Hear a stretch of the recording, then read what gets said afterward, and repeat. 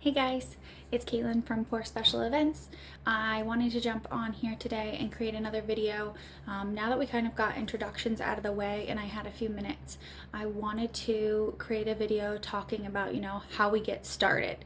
So you decide you want to open a mobile business, a small business, you figure out, okay, what business structure you're going to have.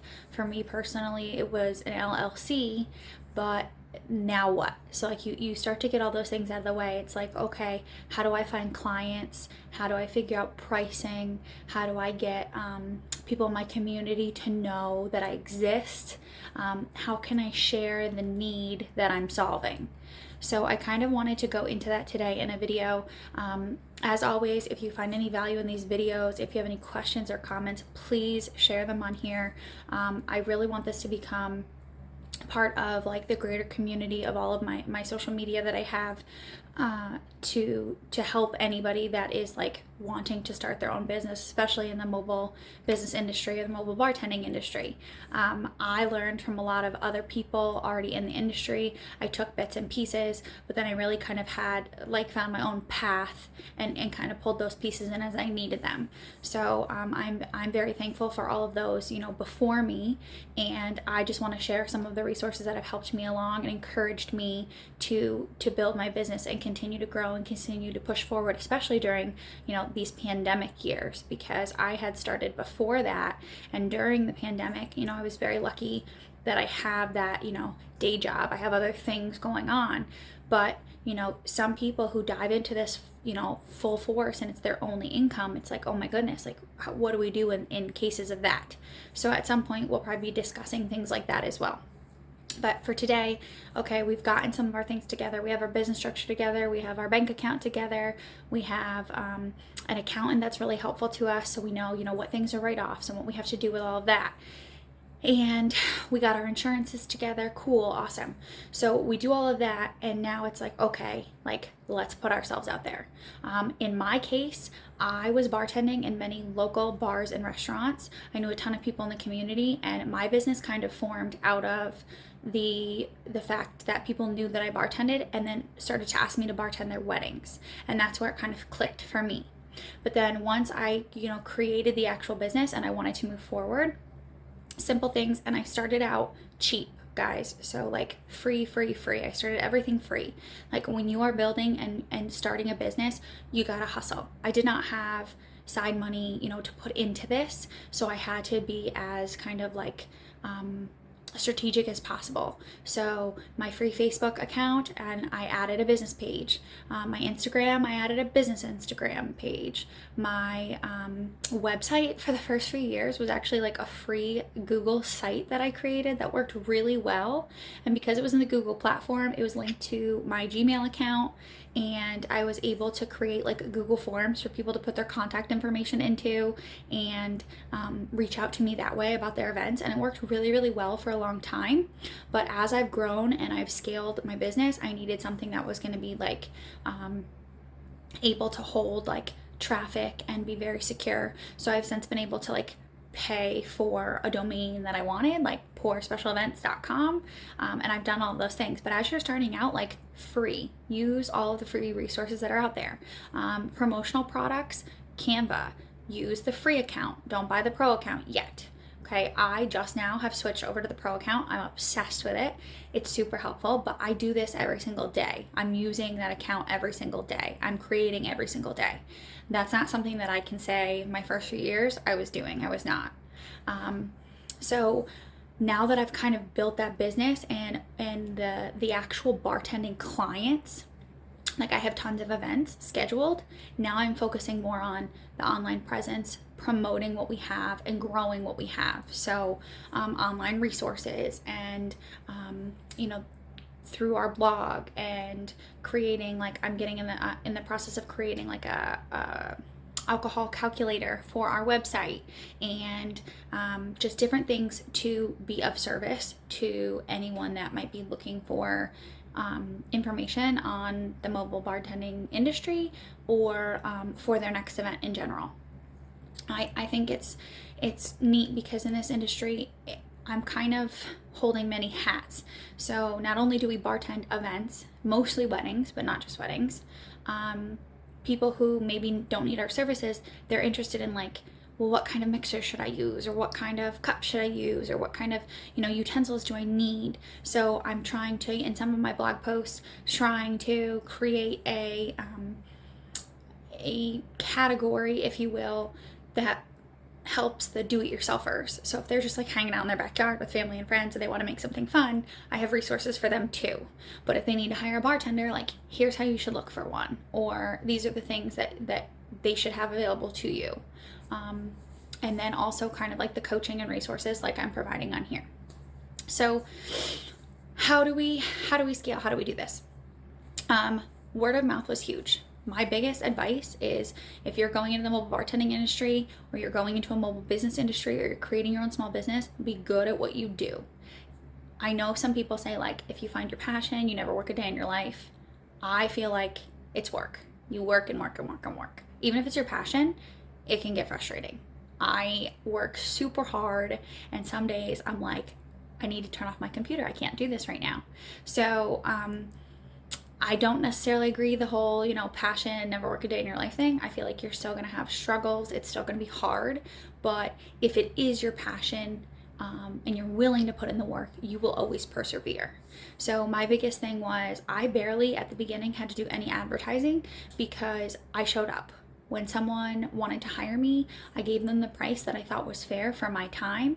I showed up, I provided the service, and I did more than what I told them I would do on paper. So I didn't just, bartend. I didn't just show up and bartend and do the drinks and leave.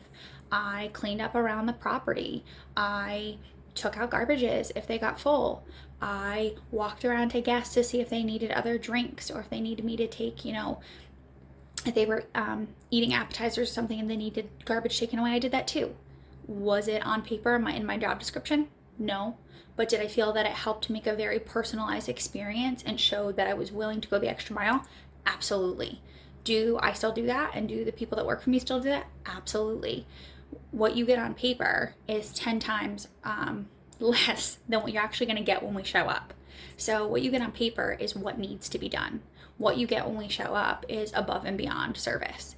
And that, any day of the week, speaks for itself and will get you clients over and over and over again. I have so many repeat clients that hire us every year to do company Christmas parties, or backyard barbecues, or, it's someone's birthday, now it's their anniversary, now they got engaged, now they're having a baby.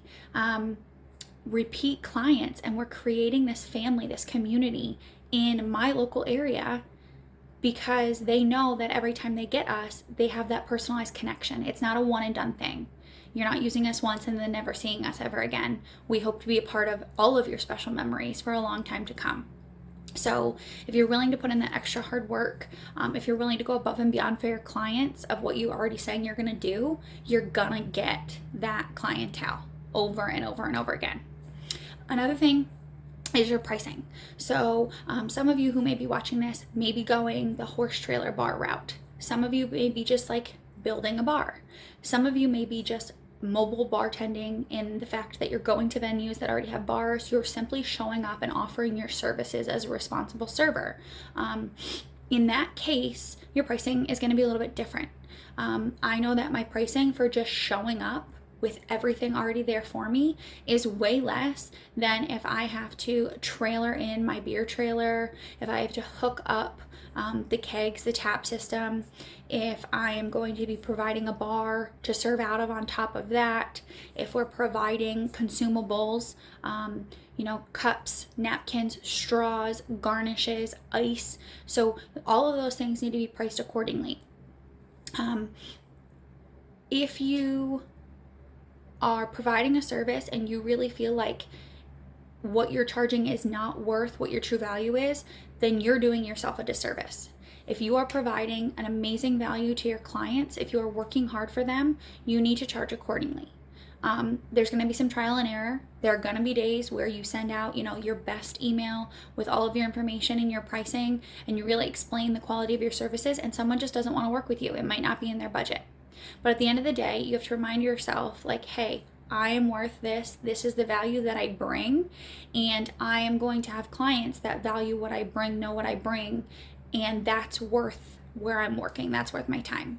So I really just want to echo that and just remind you, your pricing can be flexible based on the types of events you're doing, what's needed at each event. Mine is always flexible. I always give a tailored pricing sheet to my clients because the first thing I need to do is get information about them. So if you do have any if you want to see what it looks like, you can jump over to my website, pourspecialevents.com. You can go to our contact page and you can see the information that I'm asking of my potential clients. So when do they think they're going to hold their event? Where is their event going to be located? Do they already have a location? How many guests do they expect to attend? What do they want their menu to look like? Are we doing specialty cocktails? Are we doing just beer and wine? Of the people who are attending, are there a lot of people under 21 that will not be drinking? A lot of these factors go into what I will need to provide. I offer my rentals. So I have my beer trailer, I have different, a whiskey barrel bar set up, I have a can display. We're working on another mobile bar right now. So I have a lot of things that do they need those rentals? Is their venue compatible with my rentals? And do I have to cart those things in? So I try and get all the information that I need from them to explain what my pricing looks like based on their needs, because every event is different. And if a prospective client comes to you and says, here's my event, and you just give them a cookie cutter, here's our pricing, that's it, they're gonna know right off the bat that you're not kind of tailoring to them. When someone comes to you, especially if it's the wedding industry, and they say, this is my special day, this is my wedding, I'm only doing this once, this is the love of my life. They don't want a generic cookie cutter email. They want hey, I've looked into everything that your day is going to be about, and I love hearing about your event. And from that, I can offer you these things because this is what I think is going to work really well for you. And here's why. I go into detail in every email to every client explaining what I can offer them and letting them know that if they work with me, that's just the bare minimum of what they're going to get. They can expect everything more than that. So those are just some tips, kind of talking about pricing yourself accordingly, really showing up, working hard, persevering, and you will have those clients time and time again just through word of mouth. Setting up all of your accounts, even if they're free to start, is awesome. Getting yourself on there is great. But I know in this mobile industry, especially if you're doing a mixture of either, renting out items or just showing up at a venue and working out of the venue already, you don't have a home base. So if you don't have a home base, it's kind of hard to showcase your work because 9 times out of 10 when you get there, you're doing it. So that was really hard for me at the beginning, but I've gotten really good at making sure I'm there early so I can take pictures, making sure, if I could take a little video quick, I will do that. If I don't have a lot of time, I'll do a recap at the end. Just trying to find those special moments. And even if I don't post them right away, kind of saving them in my back pocket for a rainy day when I do have time, and I can share with my followers, hey, let's look back on this day. This was really awesome because of X, Y, and Z. These were their special details that we were able to provide for them and add to their day. One more thing that I wanted to share here before I wrap this one up, talking about your pricing and the community that you're creating, and just showing up. My favorite thing that I get and I love to share with my community is the thank yous that I get. So many times I've gotten handwritten cards, I've gotten photos, I've gotten letters, just saying thank you so much for the special services that you provided. You went above and beyond.